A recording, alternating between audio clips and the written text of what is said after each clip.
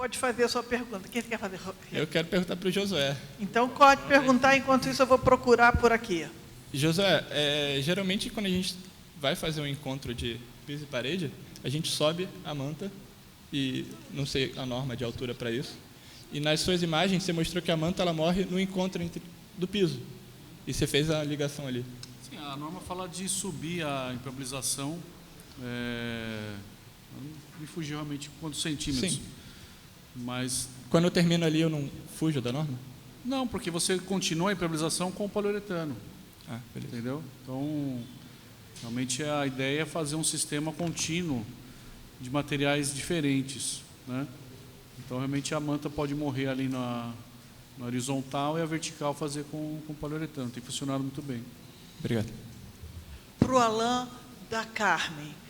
Estivemos envolvidos sem sucesso na tentativa de manutenção dos vestiários do Parque Aquático do Vasco. Fizemos algumas intervenções na piscina. Quem foi o presidente que conseguiu essas reformas tão necessárias? O Vasco está num processo político. Se eu citar o nome da fera aqui vai dar problema, mas foi o atual... Não era o antigo gestor. Era o atual gestor, ele que conseguiu a façanha de fazer essas intervenções no estádio. Através de captação de recursos e outras cositas mais, ele tem um nome muito forte, né, no esporte, e foi por conta disso que ele conseguiu todas essas intervenções. Para o Josué do Zé Miguel, numa área impermeabilizada, você poderá, então, protegê-la com a membrana de PU, substituindo a proteção mecânica? Nessa substituição, poderá haver tráfego de pessoas, ou tráfego pesado ou leve? Não, a ideia do poliuretano sobre a manta não é uma proteção mecânica da manta, porque os materiais, se você tiver naquela área sujeita a alguma agressão, algum tráfego, a resistência seria semelhante, tá? Então, se você tem uma área que você tem que fazer proteção mecânica, pode fazer o sistema híbrido e faça a proteção mecânica da mesma forma, uma coisa não interfere na outra, tá? Do Zé Miguel para o Felipe. Numa laje térrea com vazamento no primeiro subsolo, para você fazer injeção de fissura ou de vazamento, você está estancando parcialmente o vazamento, até porque não pode até porque pode surgir em outro ponto, e com isso o problema sério é que você continua com a corrosão de armadura. E aí? Então, esse tratamento é pontual, mas ele não é superficial. Então, vou tratar o interior da estrutura, ou seja, a minha resina vai atuar até na região onde a minha armadura está presente. Ou seja, eu vou para a indústria química, eu vou falar, olha, eu tenho corrosão de armadura, eu preciso tratar isso, eu tenho presença de água. Essa armadura está em que ponto? Eu vou fazer uma análise estrutural, e aí o meu calculista vai dizer se é ideal. A partir do calculista que eu tiver isso, a indústria vai me indicar a resina e eu faço a aplicação.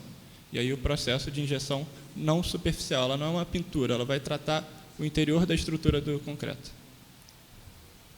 A injeção é um tratamento pontual. Eu não sei se vocês repararam o que ele falou, quando você trata um ponto.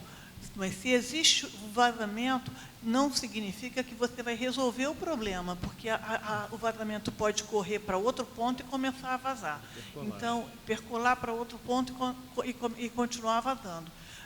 É uma solução pontual. Para resolver o problema, a gente tem que fazer uma impermeabilização da área toda, quando é uma laje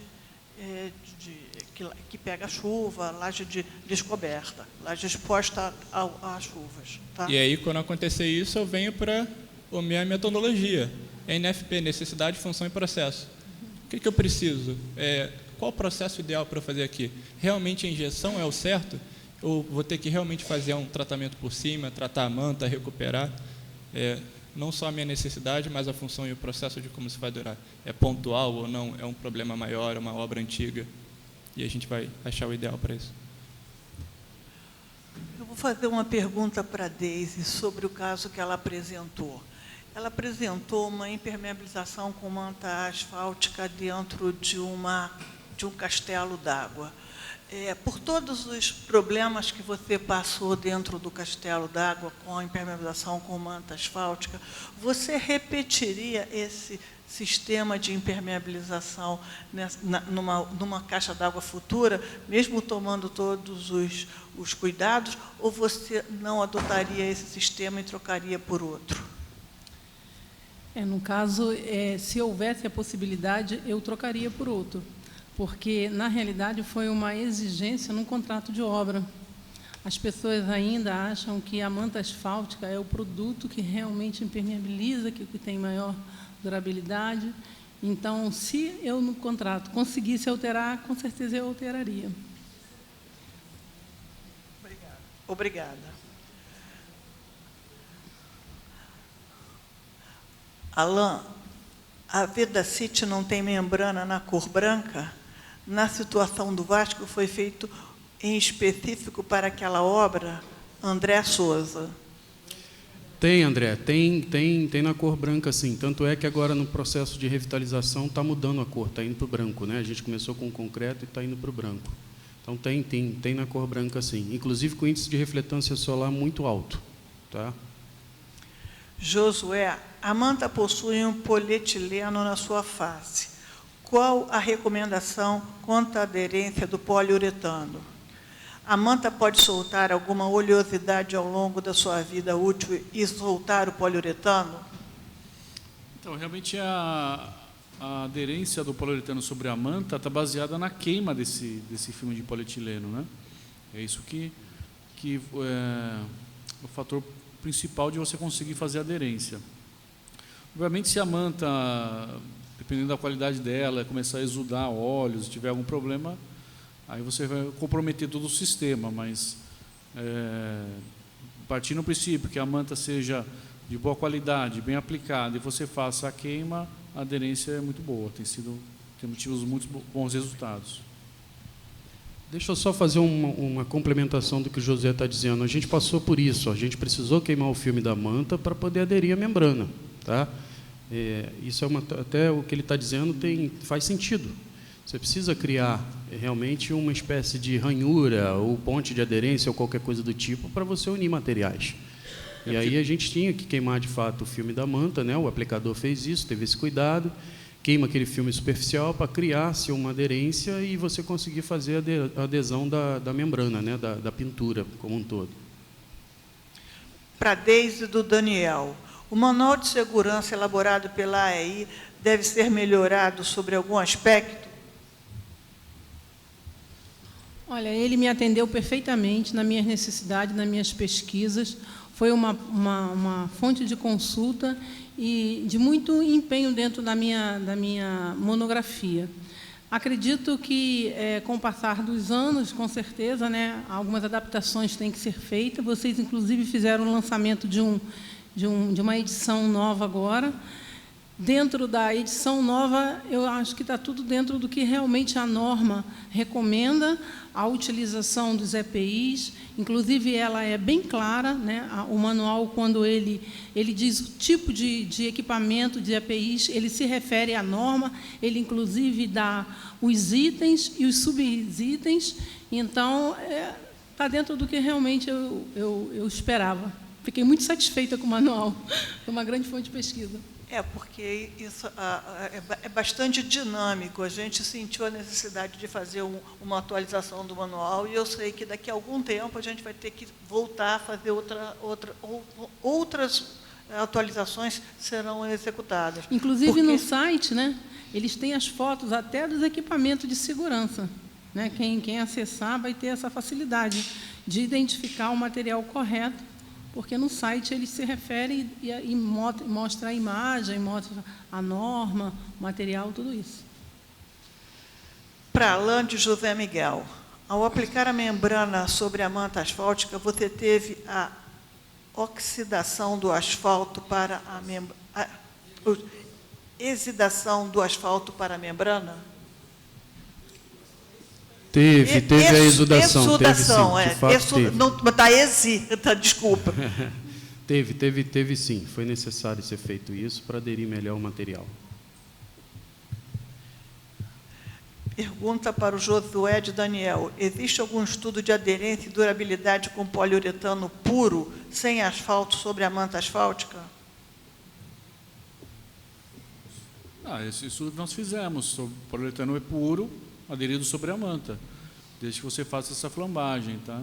Já fazem alguns anos que esses clientes têm feito isso, essa técnica. A gente era muito cético em relação a isso funcionar ou não.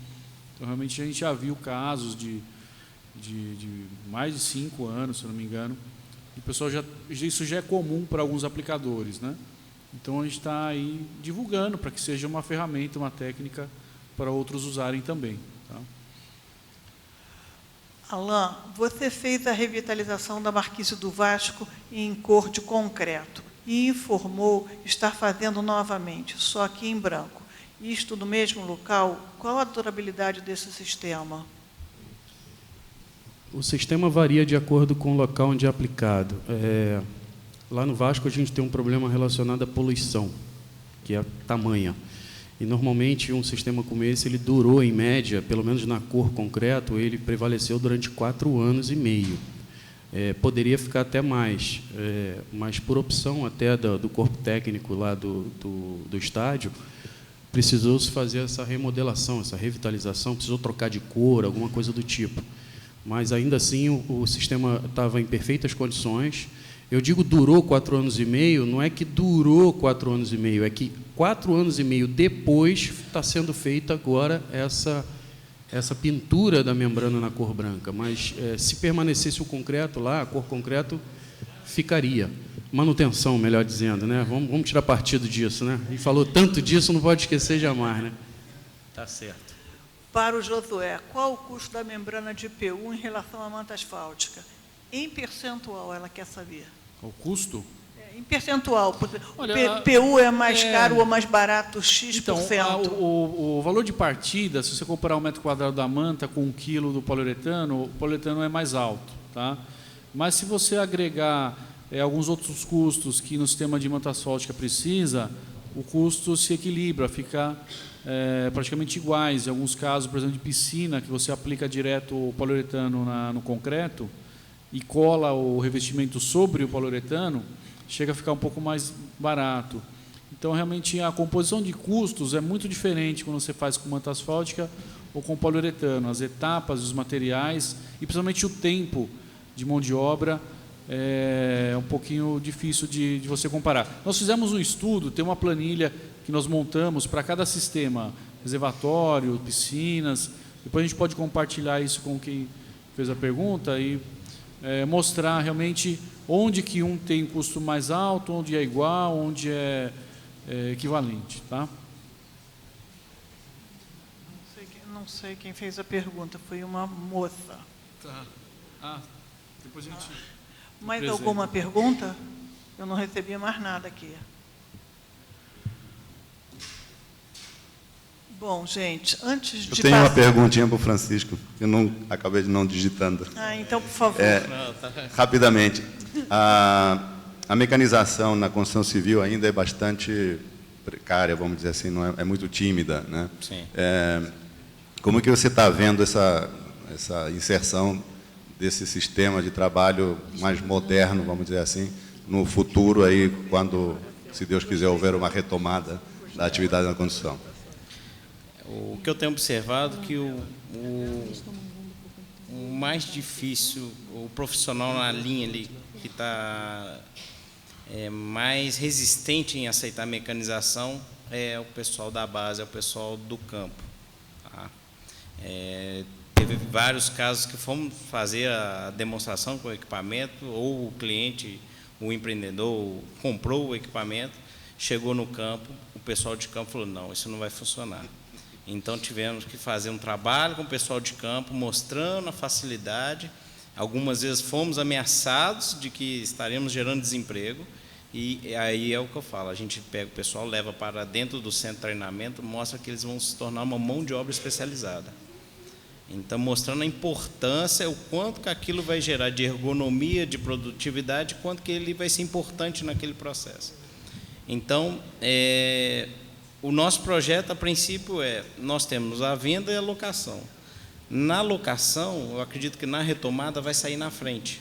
O empreendedor ele vai experimentar a locação para depois ele tá comprando equipamento, mas o mercado já na retomada vai consultar, opa, eu vou contratar mão de obra, eu posso mecanizar meu processo. Josué, desde o século passado, né, quando a gente ainda executava serviço de impermeabilização, a gente colava manta com resina epóxi na época. Realmente tinha que tomar o cuidado de eliminar o polietileno para que houvesse aderência. Nós fizemos uma série de ensaios, inclusive na fábrica da Viapol, no laboratório. Quando você emenda manta, também com resina epóxi, você submete a ensaio de tração, a ruptura sempre se dá fora da emenda, né? Com o poliuretano é mais interessante, porque ele é mais flexível do que o epóxi, em princípio. Entende? Então, foi ótimo você ter apresentado essa solução, porque isso é um coadjuvante muito útil, tá certo? Em arremate. Daniel mesmo já fez uma obra. A gente vai aprendendo com experiências de uma localidade, de outra. Porque realmente eu era muito cético a princípio, quando os clientes começam a fazer, a gente sempre tem muita preocupação do uso do poliuretano, que é um material não tão tradicional quanto os asfálticos, né? De que as obras com poliuretano funcionassem, tivesse sucesso sempre, né? E às vezes o mau uso acaba atrapalhando, né? Por isso que a princípio eu era meio cético, mas aí os clientes acabaram me convencendo e a gente tem divulgado isso, né? Mas aqui no Rio o pessoal já tinha experimentado isso até muito antes da gente, né? E bom saber também que dá para indicar o epóxi aí, né? Bom, gente, eu queria agradecer aos palestrantes do dia e dar os parabéns pelas excelentes palestras que eles deram hoje aqui, e eu espero que vocês tenham conseguido absorver alguma coisa do que eles falaram. Vou passar a palavra agora para o Daniel para encerrar o nosso ciclo de seminário.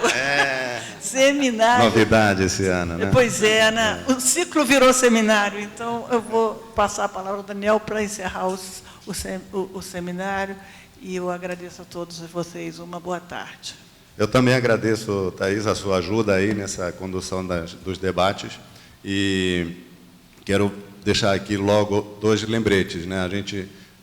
Estamos contando com a avaliação de vocês do nosso evento, então, por favor, preencham e entreguem na saída a avaliação com críticas e sugestões, que estaremos abertos para receber essas críticas e sugestões e melhorar cada vez.